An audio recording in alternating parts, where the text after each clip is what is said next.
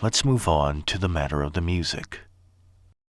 The previous adaptation's composer, Toshiyuki Omori, will be replaced this time around with Yuki Hayashi, who has composed for such popular shows as My Hero Academia and Haikyuu. As with Yuko, Omori has been seemingly out of work for a while, with his last composing credit being a TV movie from 2015, while he was still a music arranger for a while after, notably arranging some of the music for JoJo's Bizarre Adventure up until 2019. The last music he arranged in question for that show was the Fighting Gold song back in 2018, which was then reused until the end of that season.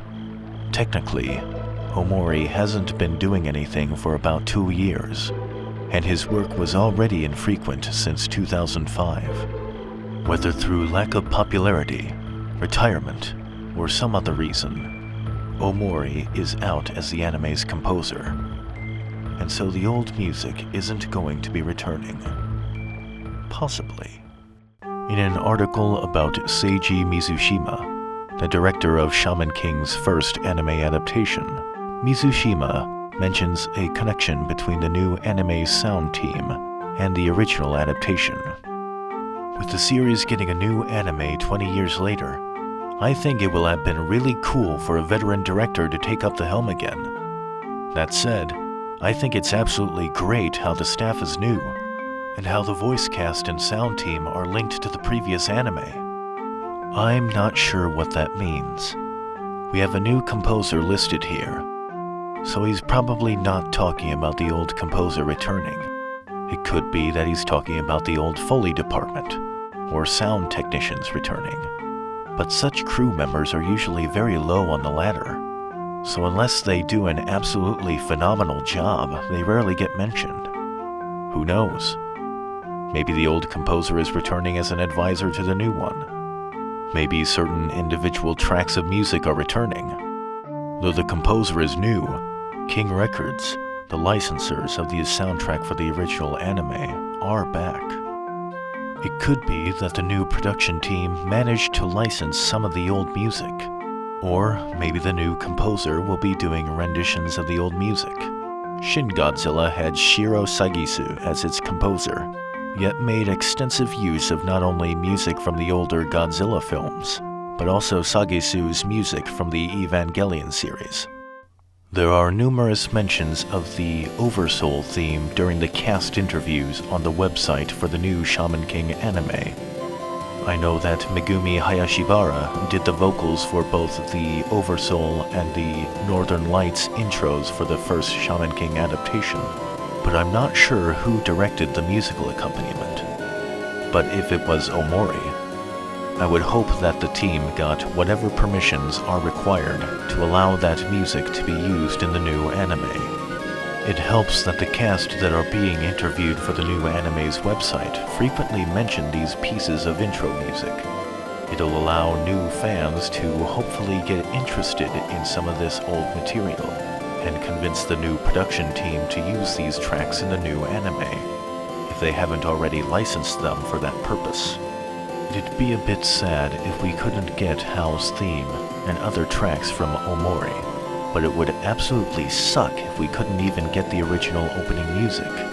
We've heard the Oversoul theme in the first teaser for the new series, so I hope that's a good sign.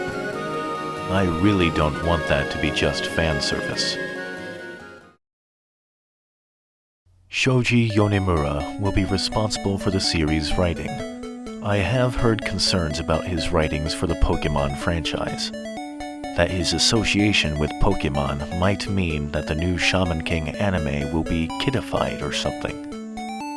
I'm not too concerned about that, considering how Yonemura has also handled writing duties for the first Berserk anime, which, while obviously censored in comparison to their manga counterpart, are still plenty dark and violent. Though the first Berserk anime was essentially retelling a story arc from a seinen series for a shonen audience, the material that made it into the anime was far more mature than most shonen anime of the time. Yonemura has since been given writing duties for other mature anime, such as Parasite, so for now, I'm not too worried about censorship or kidification. Lastly, the anime studio and the director. There had been previous speculation from the first teaser that Studio Orange would be in charge of the new series animation. Studio Orange is known for specializing in surprisingly high-quality CG-based anime, such as Land of the Lustrous and the upcoming Godzilla Singular Point. We now know that it is Studio Bridge that will handle the new anime.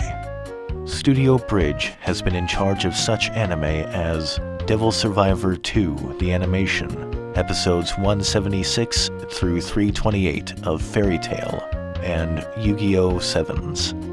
Joji, aka Takeshi Furuta, is mostly known for directing the Double Decker anime and Seven Deadly Sins Revival of the Commandments. Now hold on. The important thing to remember is that this is not Season 3 of Seven Deadly Sins. It's Season 2. And from what I understand, at the very least, this season is way better than Season 3. With what little I've seen of the work of Studio Bridge and Joji Furuta, I can't really form much of an opinion.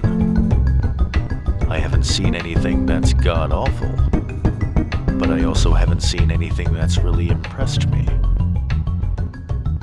The newest trailer, however.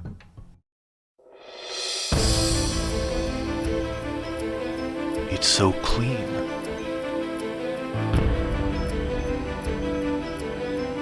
Everything looks so polished. The eyes and hair of the characters. The look of their clothes. The polished look might have biased me, but the animation seems a lot smoother now. And hearing those familiar voices, man, there's so many good tools that this trailer uses to sell this new project. I especially like the oversouls. Give or take a hiccup or two, I think this is an awesome trailer. So far, at least. I don't think we have many reasons to believe that the new team will cheap out on this production. The character designs by Satohiko Sano look fine to me, and what I've seen and heard about this production so far hasn't diminished my anticipation for it. I'm sure more information and footage will come out a month or so before the new anime is released. This adaptation is supposedly going to adapt all 35 volumes of the original manga and be much more faithful than the original anime. We'll see whether the production team's interpretation of a faithful adaptation is anywhere close to that of the more hardcore fans. But I'm seeing a lot of good things here. I'm confident.